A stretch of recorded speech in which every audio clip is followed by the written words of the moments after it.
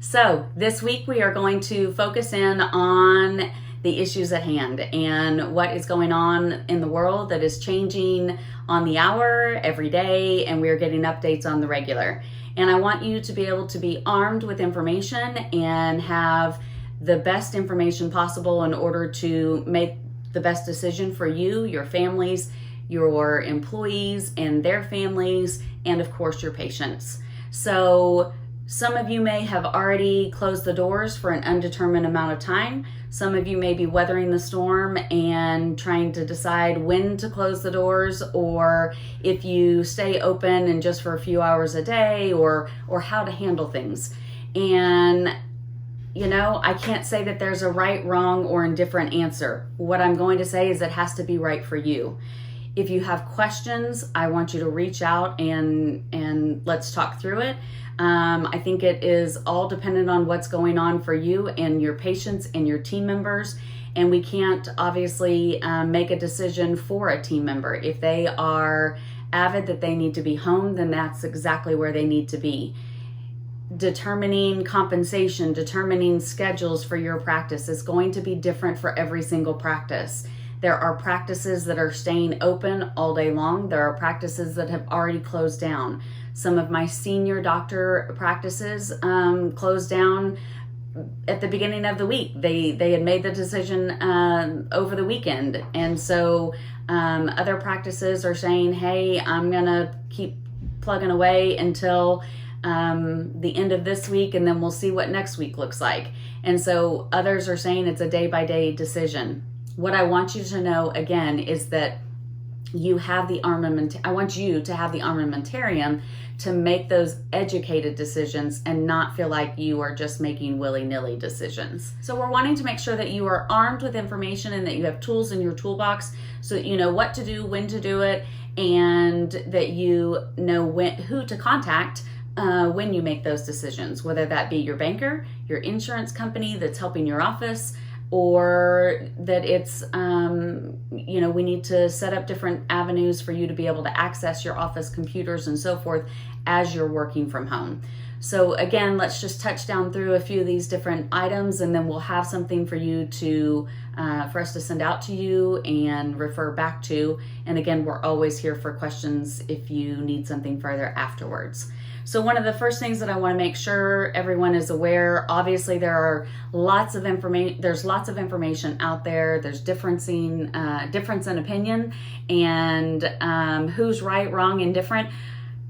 I have no idea. What we do know is that we have to plan for the worst and then hope for the best. And so from that standpoint, I want you to be prepared in your office. I want you to think about your health.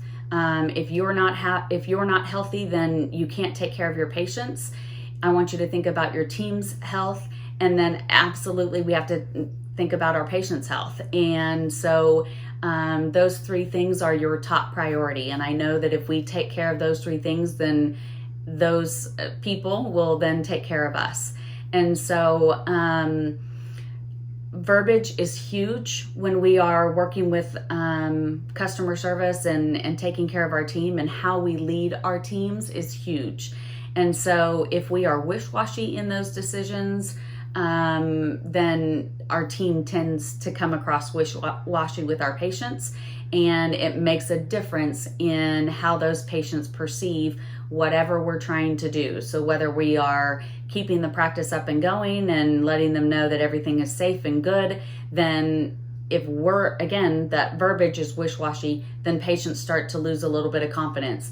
If we are closing the doors and letting them know that we'll be back in touch with them as soon as we know more, but we're wish-washy about what that may look like, or timing of that and so forth, then, or what our game plan is, like, listen, we don't know how you're going to be able to reach us. We don't know if we can access our computers.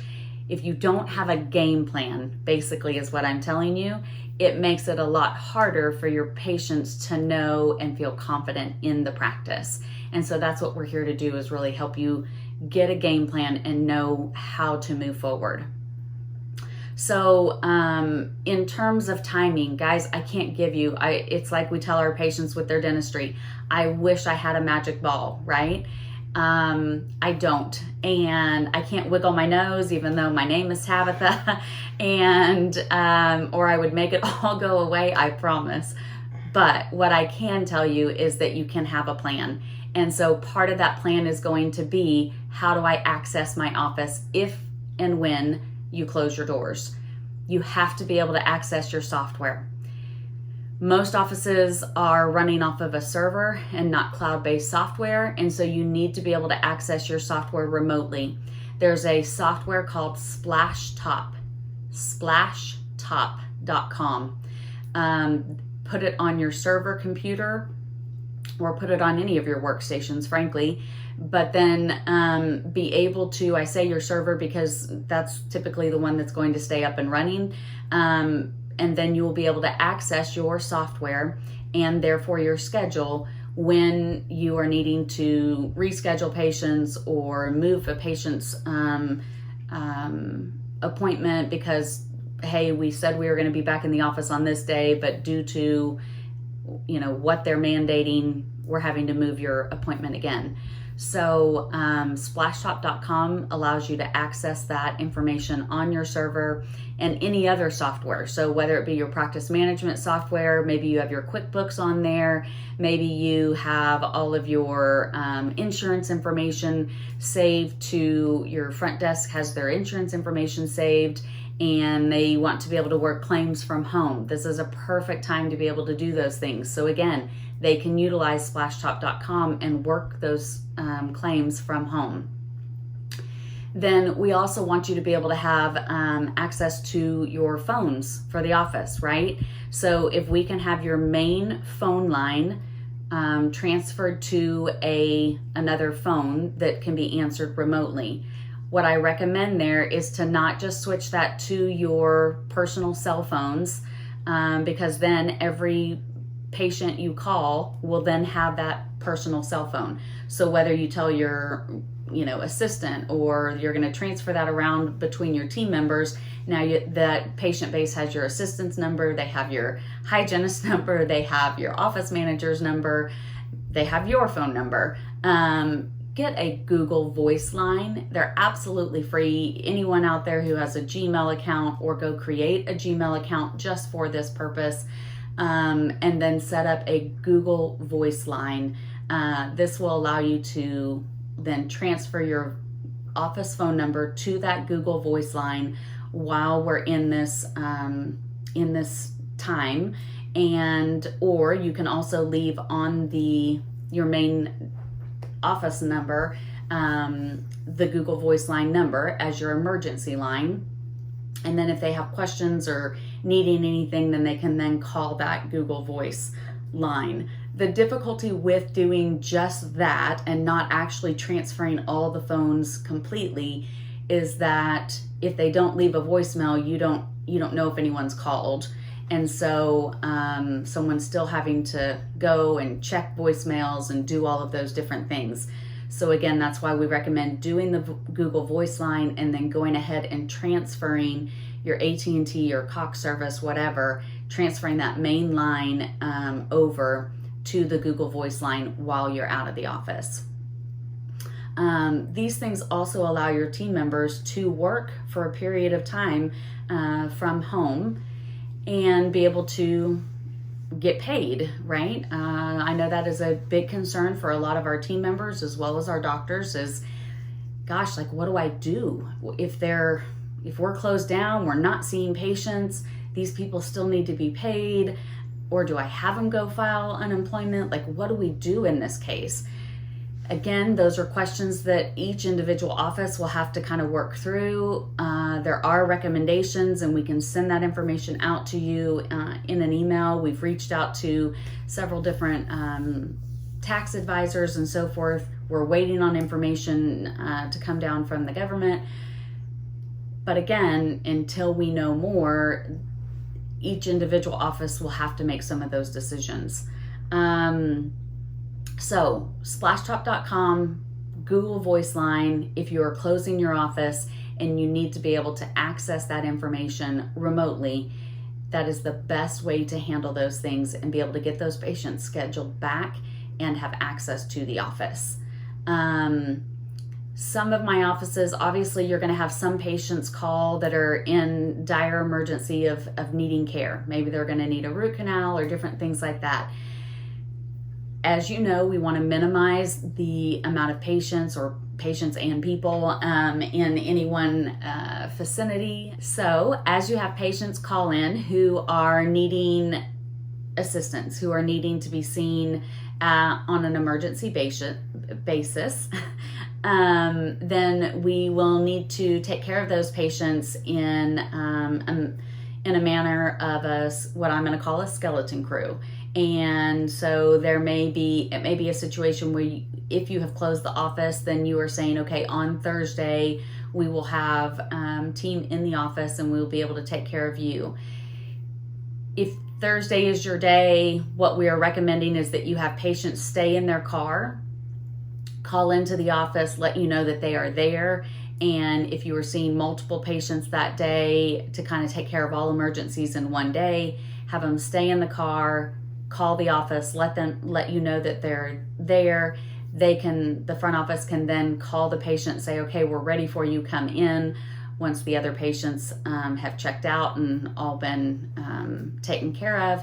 And that way you don't have several patients sitting around in the waiting room and that kind of thing. So we will obviously have some patients who are needing emergency care. And with that, we need to make sure that we are still practicing all of our OSHA regulations. And there are things that I want you to keep in mind with seeing those patients. It may be a situation where you have those patients who are at the highest risk, your elderly patients or autoimmune patients come in at a specific time, and where you have the least amount of patients, other patients and team members around, and that way they feel the most secure. The other thing is that there are, for medical and emergency type team, there are masks called N95 respirator mask, and those are the mask for you to be able to protect yourself the best, in order to not have anything getting through that mask if a patient were to have any symptoms and not know about it, because as we know that these things can be going on and in our system without any symptoms for several days. And so N95 respirator mask, if that is something that you are seeing patients, continuing to see patients, that's what we would recommend for you and your team.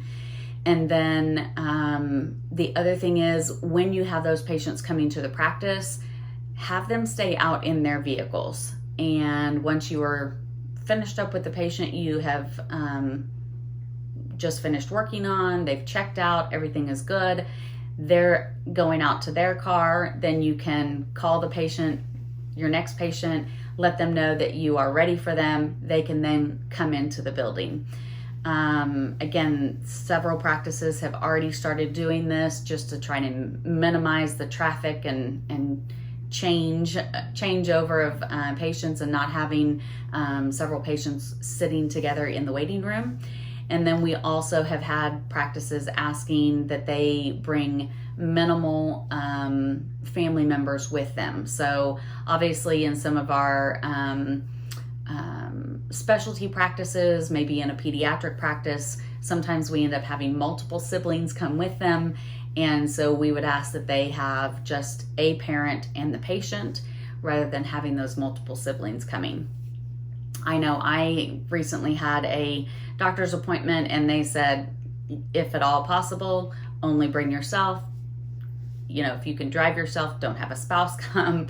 Again, just trying to minimize that traffic flow. So Then we also want to be looking at what to do during this time in terms of verbal skills. So the biggest thing that we worry about, or one of the big things that we worry about, is patients, obviously with the schedule, is patients falling off the schedule and kind of going into that big patient hole, black hole.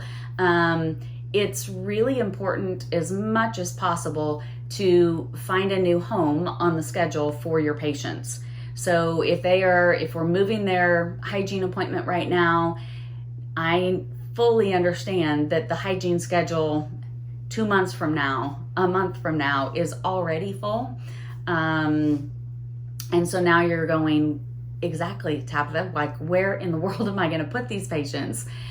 Realize that we are going to come back from this and we are going to have to maybe work those Fridays that we haven't been working before, or we're going to have to bring in, some assisted hygiene days or different things like that in order to accommodate these appointments that we're having to move. And it will be crucial to get those things in play, and again, have a plan now rather than once it hits us in a month, 2 months, whatever the case may be. So I want you to start thinking about those things now. If we can get them on the schedule, that at least gives us a place to put them. And then if we have to move it, or if the patient has to move that appointment later, then they can always contact us back and move it at that time. Ideally, then we aren't just saying, okay, I understand you want to move your appointment, and then again, they go off into that black hole. The next thing that we want to do too is look at if we have patients coming in and they're getting that emergency work done, if they don't have that next appointment scheduled. So it's those rules of the game, if you will, still come into play. If a patient comes in and I see them, I want them to have their next appointment scheduled. Some of this seems so common sense, and yet when we're going through crazy times like this, I feel like sometimes all things fall out the window. And so if you are seeing a patient and I have just seen Miss Jones for an emergency root canal, but Miss Jones also hadn't been in the practice for 12 months. Therefore, she hasn't had a hygiene appointment, and she has all these other areas that need to be addressed. I absolutely want to get her scheduled back for that next appointment that she needs to have all these other things addressed. So make sure that we are still thinking about the big picture, that it's not just, okay, get them in, get them out, and we aren't keeping in mind that we still have to get them scheduled back for the next appointment. We still have to collect from them, bill their insurance. It is still business as usual as much as we possibly can, right? Let's talk a little bit about the information that is coming down the pike for our small businesses. We are still waiting on the final say as far as the tax legislation regarding if you are closing your doors and what to do with paying team members. Right now, if a team member has decided to not continue working in a practice, or if you have decided to go ahead and close the doors due to everything, then they can absolutely go and file unemployment immediately and be granted unemployment immediately. They will be paid 2/3 of their normal income. If they file unemployment, then you as an owner of that practice are not eligible for the tax benefit that they are looking at doing within the next couple of days here. I'm assuming we'll have information coming down the pike very soon. There are benefits to that. Some are saying that there are better benefits to do it the other way. Again, we will know more, and the best thing that I can tell you is to stay tuned. Again, we'll continue to do these weekly JE huddles, and we'll also be bringing you additional information in between the week if need be. But first and foremost, contact your financial planners, contact your tax accountants and so forth, because in that regard, I am not an accountant. I am not a financial planner. What I do is I rely on my A team of financial planners and my resources, and then I present you with the information that I have been given and my A team of experts, and tell you what they have told me. And so always be in contact with those individuals as to what works best for you and your given business and your given deductions and situation and everything else, because each person, each business is a different situation. So always be in contact with those people. Several of you, if you are my client, some of you may be have just recently purchased your practice. Some of you may have your practice listed right now, and so kind of two different ball games here. And so a couple of things on that side of things. I do want you to know that there are, for my buyers that have recently purchased, or somebody who's purchased even a couple of years ago, there are avenues for help should you get into a financial crunch with everything that is going on. So I want you to also stay in contact with your bankers. The banks I have talked with several of them, so the banks are going through and devising a plan as to whether they do some interest-free payments right now, or they extend some credit lines, different things like that, in order to assist businesses through this process. There's also SBA people that are looking at, hey, what do we do, again, in order to help businesses through this?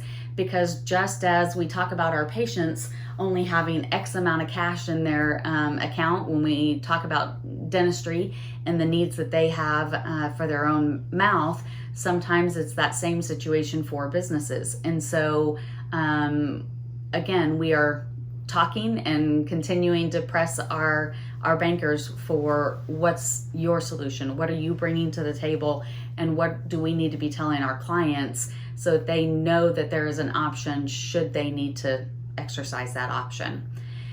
The other part of that that I want you to know is your business insurance.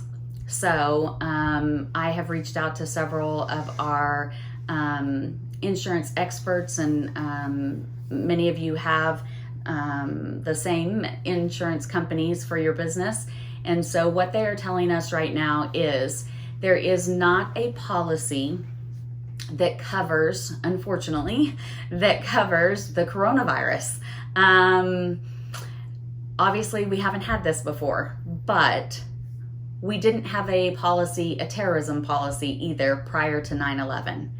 And I think that was kind of the best example that that Andy Osborne had given me when I talked with him the other day, is that, Tabitha, keep in mind, we didn't have a policy for terrorism prior to that happening. What happened then was all these claims came in, all these different things happened, and then we developed coverage for that. We took care of our clients, we took care of those businesses, and then everyone had a policy option moving forward that they could accept or decline, so that in the future, if something were to happen, there was a policy option that they could accept or decline. But know that just because there's not an option right now, right today, doesn't mean that there won't be an option that you will be able to exercise in the future. They have to see how this is going to flesh out and determine where they go from there. So again, I will tell you to stay in contact with your insurance agents, and they will be able to best guide you as to when and how and what to do moving forward from there. On another note, on a banker note again, if you are a practice that has been in business for a few years already, and or maybe you're a practice that is what I'm going to call a little bit more senior practice. At the same time, obviously had not planned for something like this. This is also a really great time. Has anyone seen that the rates have dropped? To put a light spin on things. If you're in a situation where you may want to refinance some things because you have some additional loans that you could either fold in and give yourself some additional working capital. There's several different things that you can look at there. Again, contact your banker. You may be in an SBA loan that you initially took out for, let's say, 7%, and loans right now are super, super cheap. And so it would benefit you to then refinance the first loan that you had, add in some additional working capital because of everything going on, and based on the difference that you were paying on the higher interest and the lower interest that you're getting now, even though you took out the working capital, chances are it wouldn't even change your payment. You may even be lower still on a payment, again, depending on the numbers and so forth. So definitely things to keep in mind and to be looking at. A couple other things in terms of keeping you and your team healthy. And I know if you guys know me, you're going to think I'm crazy. But again, I want to go back to keeping you, your team, your families healthy. Essential oils. So On Guard is it is an essential oil. Many of you guys have heard me talk about this. If I've ever brought oils into your practice, I've probably brought you this one. On Guard is essential oil from doTERRA. It is something that it promotes your immune system, and it benefits you to diffuse it in the practice. You can use it as a hand sanitizer. You can use it in your diffuser. You can use it as you can use this as a cleanser. You can put it in a spray bottle. There's so many different things that you can do with this. They have it in a concentrated version so that you can use it as a overall cleaning solution. They have it in mouthwash. So this is super cool. And actually, anyone who knows Wendy Briggs, the amazing Wendy Briggs, she worked with doTERRA to develop the On Guard mouthwash. So this is very much like, or very similar to the Paradex, except with essential oils. And what we're recommending here, just like you would do with your Paradex, is swish this prior to seeing this patient in hygiene, and then following seeing this patient. And you may want to just do that in general with all of your patients right now. Again, because we don't know what's going on in that patient's mouth, and if they have been in a room with someone who has already been infected and so forth. And so this kills that bacteria going on. One thing I will tell you about On Guard is, anyone who knows anything about MRSA, MRSA, in a hospital, there's next to nothing that can kill that. On Guard can kill MRSA. This is powerful stuff. It smells amazing. There are some really powerful oils in here. You can actually take this internally, so you can get the little veggie caps and take this internally. I have my entire family take this on a daily basis, and have had prior to all the craziness. But it just helps to keep you at a much healthier state. And with my husband being a fireman and always out in the elements, I want to keep everybody healthy. So so they have the mouthwash, they have the oil that you can diffuse or put in the capsules and take internally. They have the hand sanitizer. Again, you can use the oil and put that in a small spray bottle and use that as a hand sanitizer. And then they also have, which I absolutely love, they have toothpaste, and it has the On Guard in it. It tastes awesome. It's also a whitening, it's a natural whitening toothpaste, so for any of my holistic practices as well. And again, this is actually a sample pack, so you can give these little samples to your patients, but they have a full-size toothpaste as well. And then they do have On Guard that is already in a soft gel capsule, so you don't have to do the little veggie and have the drops in there and that kind of thing. But again, just different things that you can do in order to keep you, your family member, and your team healthy. It also, if you're diffusing that in your practice, again, it has a wonderful scent. It allows your patients to know that you are keeping their environment clean, and they will definitely notice that you're doing something different. It doesn't just smell like a dental practice, and patients may ask about it as well. So I know that this has been a little bit long-winded. If there's questions, if you have, if something comes up and you just are like, I can't remember what Tabitha said, we will be sending out an email, and we'll make sure that this information is available on our website as well at transition-advisors.com. Again, transition-advisors.com. And we wish you all the very best. I hope you tune in next week to our JE Huddle, and we look forward to talking to you soon. Thank you.